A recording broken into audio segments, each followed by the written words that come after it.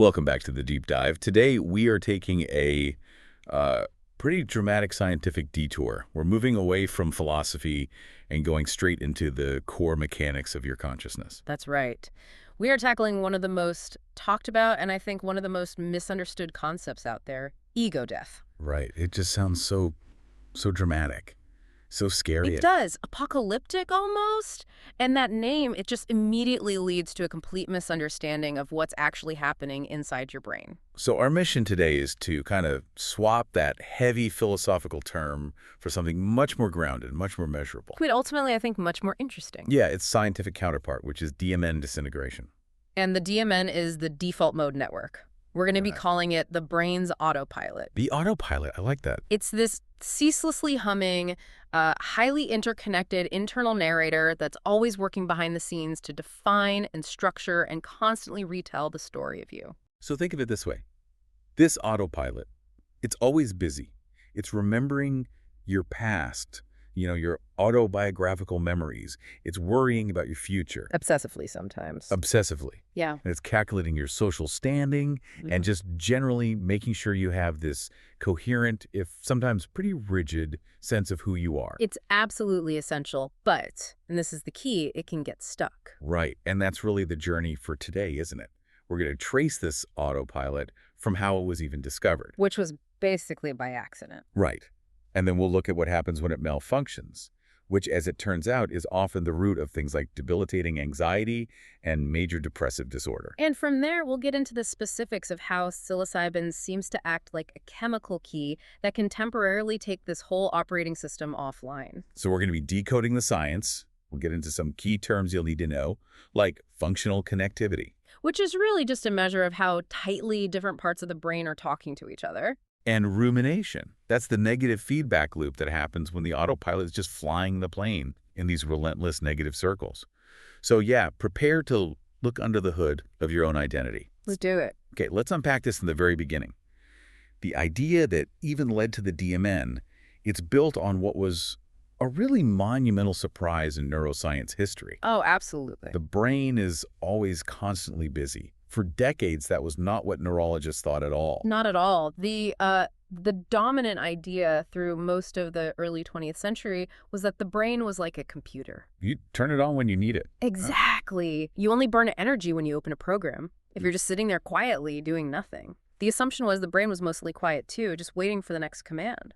But that idea started to crumble pretty early on, all the way back in 1929, with Hans Berger. Right, the inventor of the EEG. Berger was really the first to propose that the brain never truly rests. He hooked people up to his machine, and he showed that the electrical oscillations, what we now call alpha waves, they don't stop. Even when you're just resting with your eyes closed. Even then, he was hinting at this fundamental constant background activity. But, the tech was new, his ideas were so counterintuitive, they were largely dismissed for decades. So the first hint was that the brain was drawing power, even when it was an idle. But it took a while before researchers realized just how much power we're talking about. Yeah, the definitive challenge to that old model came in the 1950s and 60s. Researchers like Louis Sokoloff, they were doing these really sophisticated metabolism studies. And what did they find? Something incredible.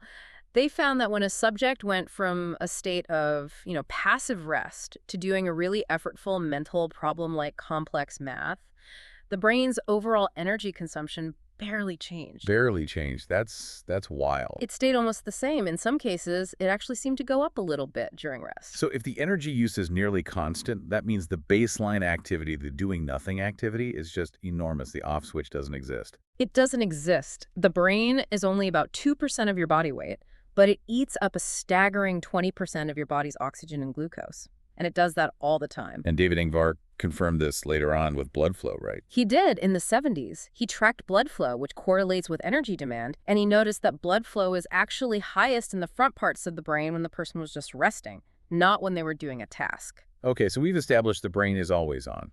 How do we get from always on to identifying this specific network, the default mode network? That jump takes us to the 1990s and the widespread use of PET scans, positron emission tomography. Right, and later fMRI. Exactly. Researchers are using these tools to map brain activity, and they started noticing this very weird but very consistent pattern, When people performed a focused external task like moving a finger or reading a sentence, a specific set of brain areas became less active. Less active than when they were just resting. Right. They actually quieted down. They were deactivated by external focus. So Marcus Waechel and his team, they basically saw that this complex network went dark when you focused outward, which means that network must be the default state for when you focus inward.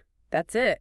Rachel coined the term default mode in 2001 to describe this consistent resting state function. It wasn't just random noise. It was these specific regions, all highly correlated, running a very specific program. I think they initially called it the task-negative network. They did, and that name caused some confusion. It sort of suggests it only works when you're being passive. But that's not right. No, not at all.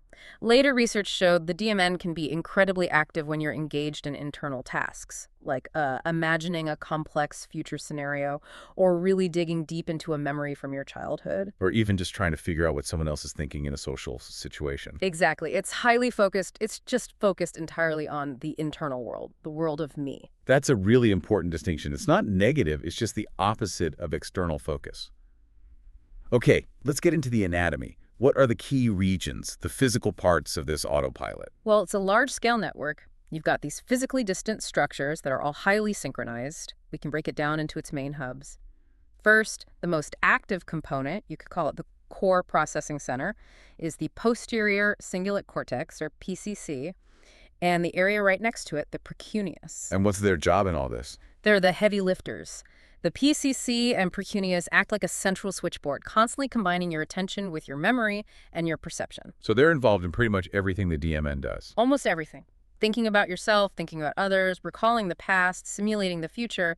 If the DMN is a committee, you could say the PCC is the chair. Okay, then we move forward in the brain, up to the frontal lobe, to the medial prefrontal cortex, the MPFC. Right. And the MPFC is deeply, deeply concerned with the self. It handles personal relevance. What do you mean by that? It's making decisions about you, processing your own traits and characteristics, reflecting on your emotions, planning your future goals. The lower part of it, the ventral part, is specifically involved in processing positive emotional information about yourself. It's the part that's always asking, how am I doing and where am I going? And then linking all this perceptual and memory data together, you have the angular gyrus. Yes, exactly. The angular gyrus is back in the parietal lobe, and it's essential for connecting everything: visual perception, attention, spatial awareness, and crucially, pulling up those episodic memories. It puts your memories into context. Now, you mentioned the DMN has subsystems that kind of organize these functions. How do they split up the work of building this self-narrative? They basically split the workload between you in time and you in society. So first, you've got the dorsal medial subsystem. This is focused on social thinking. We often call it thinking about others. And that involves the dorsal part of the MPFC and another region, the temporoparietal junction, TPJ. Correct. And the TPJ is absolutely critical for social dynamics. It's the engine for what we call theory of mind. The ability to guess what other people are thinking or feeling. To infer their intentions, their beliefs, their emotional states. It's the capacity to put yourself in someone else's shoes. Our entire sophisticated social life depends on that system running smoothly. Okay. And the second subsystem? That would be the medial temporal subsystem. This is the core engine of self in time. It involves structures like the hippocampus and the areas around it. Yeah. This is where memory, creation, storage, and retrieval happens. So the DMN uses this part to run its simulations. That's right. Remembering detailed past events, your episodic memory, and vividly imagining future ones. It's your internal time machine. So you have these regions that are really far apart physically, the front of the brain, the back, these deep structures, all working together perfectly. How are they so synchronized? And that brings us to that key concept we mentioned at the start, functional connectivity. Right. Functional connectivity is it's a statistical measure. It measures how correlated the spontaneous activity is between physically separate brain regions, especially when you're at rest. So if the PCC and the MPFC light up and quiet down at the exact same time, over and over, we say they're highly functionally connected. it's like they're singing the same song, even though they're on opposite sides of the stage. That is a perfect analogy. And we actually have imaging that shows the physical white matter tracks the brain's highways, physically link these DMN regions together. The brain's architecture is built to make sure this particular network is always ready to activate by default. It's the superhighway of self-identity. Exactly. Okay, so let's just consolidate the DMN's job description. We said it constructs our internal narrative. What are the main parts of that narrative? Well, first and foremost, the self. The ego itself. This is self-reference, self-reflection. It's asking yourself, am I a kind person? The DMN fires right up. Second, time travel, organizing your episodic memories, understanding stories, planning for the future. And third, social life. Theory of mind, empathy, moral judgments, even monitoring our own social standing. In our feelings of loneliness. Yes. The DMN is this incredibly sophisticated navigation system that's constantly running background checks on our entire existence, past, present, and future, to maintain a cohesive story of who we are. We've laid out how fundamental the DMN is for just functioning as a person. But as we hinted at, the very rigidity that makes it so efficient can become a huge problem. Right. When the autopilot fails, it can send that internal narrative spinning into disaster. And you can actually see that rigidity develop over a lifetime. You can. The DMN takes time to mature. In kids, those connections are very local. But as we get older, as we accumulate memories and habits, the network becomes highly distributed, tightly organized, and extremely efficient. It goes from local chatter to this distributed super-synchronization. And that establishes those deep, well-worn neural pathways we need to be adults. Yes, but when those well-worn paths are habitually negative, they become traps. The sources link DMN disruption to a whole range of disorders, even neurodegenerative diseases like Alzheimer's. But for our deep dive, the most relevant are definitely major depressive disorder and chronic anxiety. So let's really hone in on that clinical experience of depression. Rumination. That seems to be the central concept for understanding a malfunctioning DMN. It really is. So define that for us. Beyond just having negative thoughts, what does rumination actually look like inside the DMN? Rumination is this sustained, repetitive, and often pathological focus on negative, self-blaming narratives. It's replaying past failures, projecting negative future outcomes. Inside the brain, this is associated with a massive increase in DMN connectivity and dominance over other brain networks. So the autopilot isn't just flying in circles. It's demanding excessive energy and attention to run the worst possible internal script on a loop. So the problem isn't that the DMN is broken, it's that it's working too efficiently, but just in the wrong direction. It's constantly reinforcing that negative story. That is the core insight. This DMN hyperconnectivity, you can see it even in first episode depression, long before the condition becomes chronic.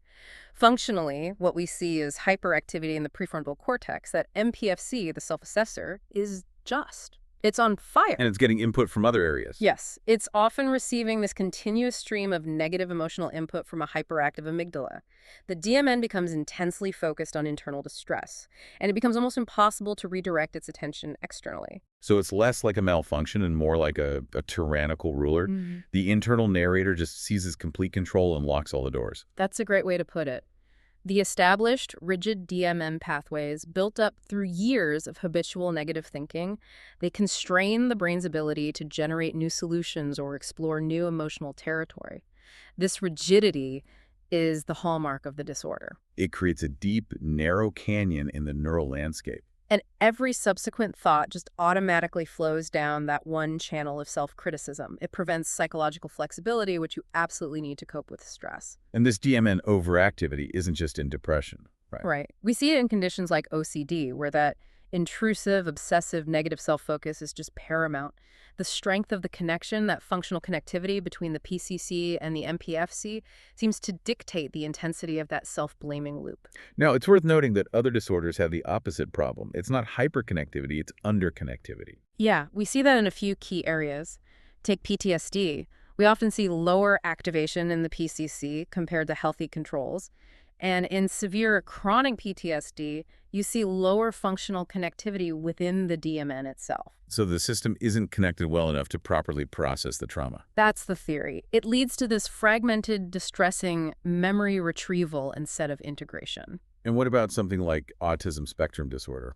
Well, since the DMN is the engine of social cognition, it makes sense we'd see disruptions there. Individuals with autism often show reduced functional connectivity, weaker connections between DMN areas like the MPFC and the PCC. between the self-processing and the social processing hubs. Exactly. And this impairment in how those critical regions talk to each other is thought to be a root cause of some of the difficulties in social interaction, empathy, and theory of mind. So whether the autopilot is hyper-rigid and flying in negative circles, like in depression, or whether it's fragmented and can't assemble a cohesive story, like in PTSD or autism, the DMN's integrity is just fundamental. And you even see a failure of separation.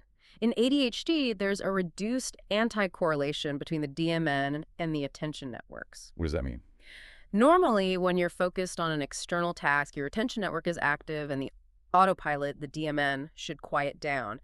In ADHD, they don't anti-correlate properly. They're talking over each other. That crosstalk would explain a lot. It leads to poor concentration, difficulty shifting focus, and even problems with consolidating long-term memories. So the bottom line is, a healthy mind needs a DMN that is, yes, functioning effectively, but also knows when to take a back seat. And in major depressive disorder, it absolutely refuses to. So if the problem in rumination is a hyperactive, rigidly connected autopilot that's stuck in a deep rut, Then the therapeutic goal becomes pretty clear. We need to find a way to temporarily stop that system, disrupt those connections, and allow the brain to reset its pathways. and this is where psilocybin steps onto the stage. Exactly. Let's start with the chemical mechanism. We say psilocybin, but that's not actually the active ingredient. No, it's what we call a prodrug. Psilocybin is metabolized very quickly in the body. It's dephosphorylated into its active form, psilocin. Psilocin is the chemical that actually crosses the blood-brain barrier and goes to work. And its genius is that it's a mimic. A very, very good mimic. Psilocin's molecular structure is remarkably similar to serotonin, the crucial neurotransmitter involved in mood, cognition, and flexibility. So it fits into the same locks. It does. Psilocin acts as a partial agonist, meaning it mimics and partially activates serotonin receptors, primarily the 5-HT2A receptor. The vast majority of the altered perception, the altered thinking, the profound emotional shifts, they're all mediated by the activation of this one specific receptor. Okay, so psilocin activates the 5-HT2A receptors, which are all over the cortex, especially in the prefrontal cortex. What do the fMRI studies show is the immediate acute effect of that? The effect is immediate and it is profound. Global disruption. When researchers looked at the brain under psilocybin, they saw synchronization just falling apart. It's not subtle. Not at all. One key study found that a controlled dose caused widespread changes in functional connectivity across the entire brain. The degree of these changes was literally 3 times greater than what they saw with control compounds. 300% more disruption. That explains why the subjective experience is so powerful. It explains it perfectly. Brain activity becomes less synchronized, less organized along those predictable lines. The established boundaries between specialized networks, like the DMN and the attention networks, they temporarily blur.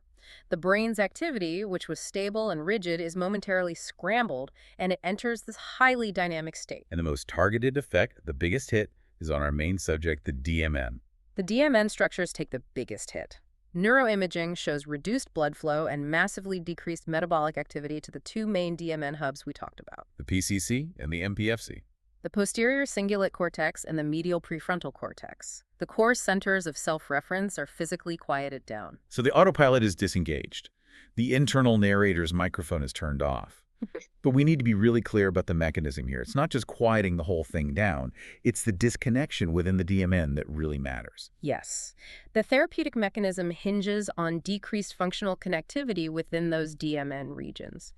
If we go back to the pathology of rumination, the DMN is hyperconnected. It's talking to itself too much along the same old negative paths. Right. Under psilocybin, those parts of the DMN, they stop their constant, relentless conversation. They become desynchronized. The superhighway of self-criticism is temporarily closed for repairs. Exactly.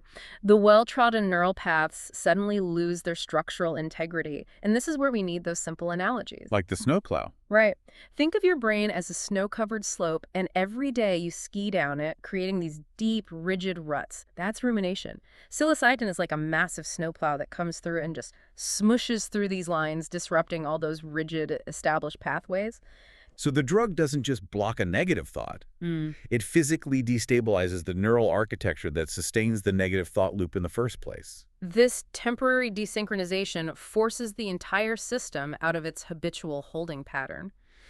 By turning off the rigid organizing principle of the DMN, the brain is momentarily freed to explore entirely new pathways and connections. which dramatically increases psychological flexibility and openness. It enables the system to consider, maybe for the first time in years, perspectives that are outside of that self-focused critical narrative. And this is where we bring everything together.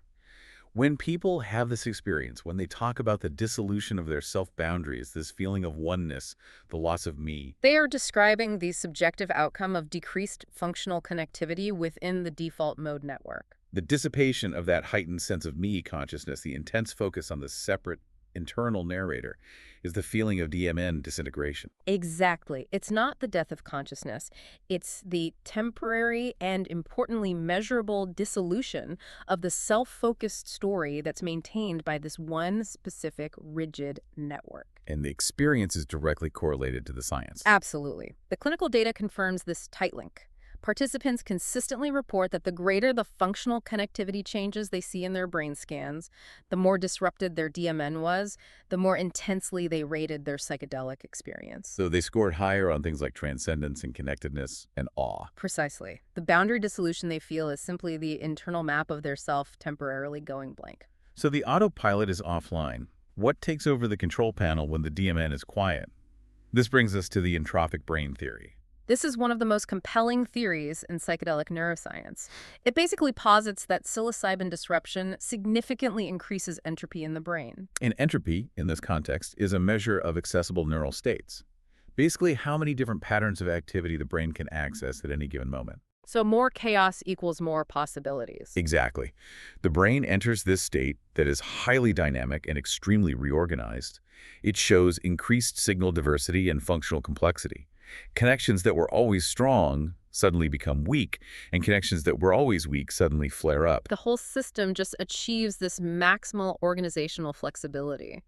Now, that sounds like a very powerful but also a very chaotic state. We often associate chaos with breakdown.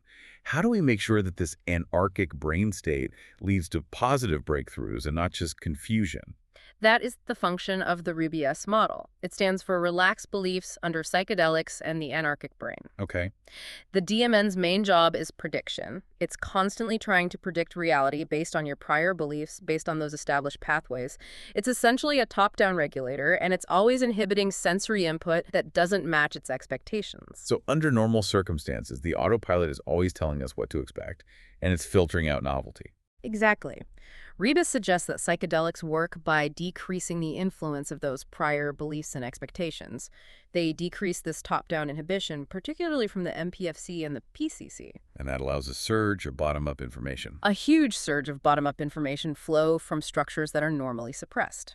The hippocampus with its fresh memory data, the amygdala with raw emotional input, and your raw sensory areas. That bottom-up surge explains the vivid sensory experiences people report and the sudden, intense emotional insights. The brain is suddenly forced to process reality as it is, not as it was trained to expect it. It creates the necessary conditions for awe and wonder, which are often defined as the experience of encountering something new that violates our previous internal models. This highly fluid entropic state is thought to resemble the mind of early childhood. Where every experience is new and those rigid organizing principles haven't locked in yet. Right, but that accounts for the acute experience. The truly remarkable therapeutic effect isn't the 6 hours of chaos. It's the change that lasts long after the drug is gone. All right, the acute brain activity goes back to normal, but as you said, a pinpoint effect remains. And that pinpoint effect is the lasting alteration of structure, what we call neuroplasticity. While most of the brain network dynamics stabilize within a few days, some studies show that the reduced functional connectivity between the DMN and the hippocampus, the memory center, persisted for at least 3 weeks. A small, persistent change in how we process self and memory can have enormous behavioral impacts. It can. But now we have to talk about what I consider the most shocking data point in all of our sources, the physical evidence of structural change. This is where we go from function to structure. Yeah. This is the preclinical data. In mice. Yes, and it provides just stunning evidence. A single dose of psilocybin promoted neurogenesis, the formation of new neurons in the hippocampus. But the data on the frontal cortex is even more profound. Go on. This is where it gets really interesting. A single dose of psilocybin caused a tenfold increase in the spine density and size in the medial prefrontal cortex of these mice. A tenfold increase, Yeah. 1,000%. 1,000% increase in the physical capacity for new synaptic connections. Wait, that is not some minor chemical fluctuation. That's a physical remodeling of the brain's infrastructure. It sounds like the autopilot didn't just take a coffee break. It put the plane in the hangar and underwent a full renovation. Absolutely. And this remodeling wasn't fleeting. This dramatic increase in spine density persisted for 7 days, and remarkably, it was still detectable 34 days later. This shows the brain literally became more branched, more interconnected, and more capable of forming new circuits. So the mechanism of action is no longer just disruption. It's reset and repair. Right. Psilocybin isn't just treating the symptoms of depression. It seems to be opening a therapeutic window of increased structural flexibility. It provides the neurological impetus to physically adapt into a potentially healthier state. Depression and chronic stress are often associated with neuronal atrophy, a loss of these dendritic spines, which makes the brain less flexible. Psilocybin seems to reverse that, rescuing that neuronal loss and establishing a new scaffolding for healthier patterns of thought. And this evidence really underpins the therapeutic applications we're seeing in the real world. Precisely. Psilocybin has demonstrated remarkable success in rigorous clinical trials, dramatically improving symptoms in treatment-resistant depression, MDD, chronic anxiety, even end-of-life anxiety. And the comparison to standard treatments is it's striking. It really is. Traditional antidepressants, like SSRIs, you have to take them daily, and they often just manage symptoms. Psilocybin, because of this neuroplastic effect, often requires only 1 or 2 administrations in a controlled setting to maintain significant benefits for weeks, even months. So instead of perpetually managing the symptoms. The psychedelic experience seems to facilitate a fundamental reset and reorganization of those stuck negative DMN patterns. It allows the brain to heal the underlying functional pathology. We've spent all this time focused on the power and the potential of DMN disintegration. But we have to be extremely clear, as the sources all reiterate, that temporarily turning off the brain's autopilot is an intense, destabilizing, and sometimes very frightening experience. That intensity is recognized clinically. It's often called the dread of ego dissolution. The fear, or even the terror, that can accompany the breakdown of your stable sense of self is a very real psychological risk that has to be acknowledged and managed. When your foundational map of reality starts to dissolve, it can be profoundly unsettling. It can, and this is why the context of the experience, what we call the set and setting, Yeah. is absolutely non-negotiable in any therapeutic application. The mindset, the preparation, the physical environment. All of it is key to mitigating adverse impacts. And crucially, no modern ethical study provides psychedelics in the absence of robust, trained psychological support. Which is where our flight instructors come in to guide the journey. Precisely. These trained seaters are essential, and their role isn't passive. They are there to provide a safe container to help navigate potential moments of panic or confusion, and critically, to help the patient integrate the profound shifts afterward.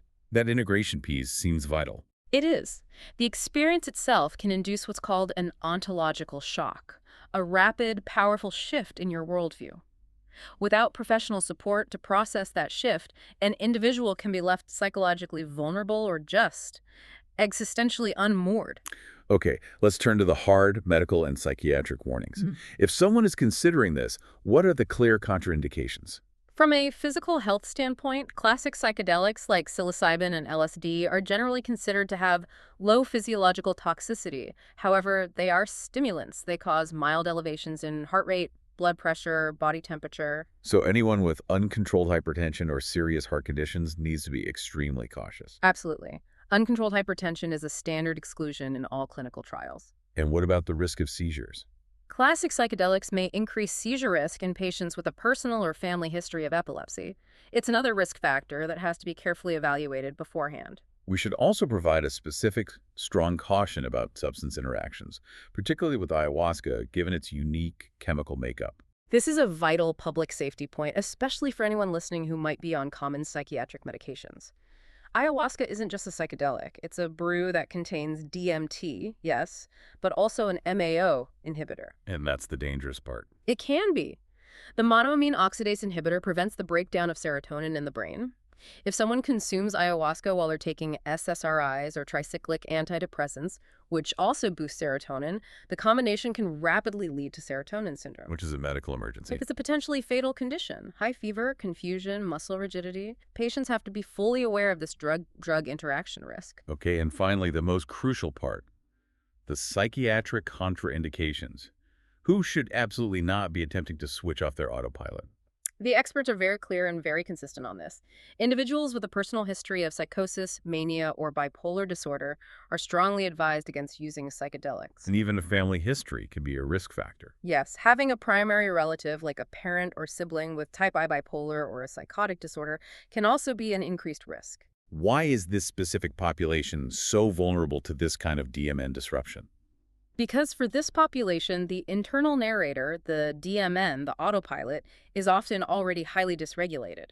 We sometimes call it fragile. The rigid patterns they have may be the only thing holding certain psychological boundaries in place. So introducing a potent disruptor into an already unstable system. Could theoretically precipitate or significantly worsen a chronic psychotic or manic state. The risk is simply too great when the fundamental structure of the self is already compromised. We've covered massive ground today, moving from this historical scientific surprise of the always-on brain all the way to the profound implications of temporarily deactivating it. And the journey really shows that ego death isn't some abstract philosophical crisis. It's a temporary, measurable neurological event, DMN disintegration.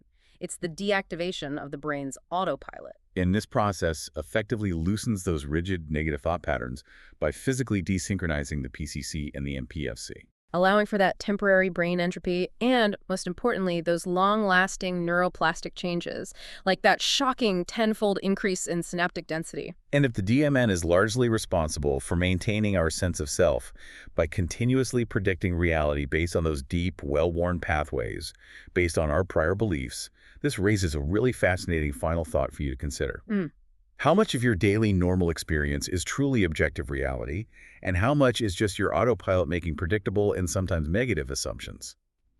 If creativity and insight come from novelty and the violation of expectation, what profound insights are locked away until those constraints, those rigid neural assumptions, are temporarily removed? Think about the potential for true mental flexibility until next time. Thank you for diving deep with Wonder Fungi. Please like and subscribe to help us grow the channel. We'll be back soon to look under the hood of consciousness again.